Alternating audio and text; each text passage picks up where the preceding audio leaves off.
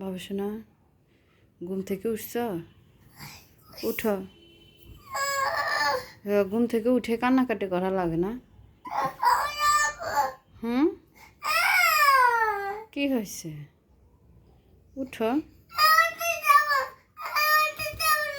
উঠে যাবে না? শুয়ে থাকবে? তো শুয়ে থাকো।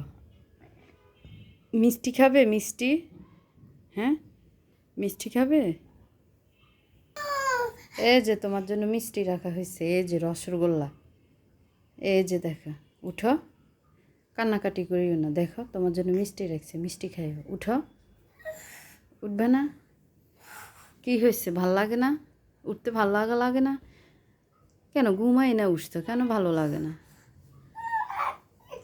হ্যাঁ, পায়ে ব্যথা?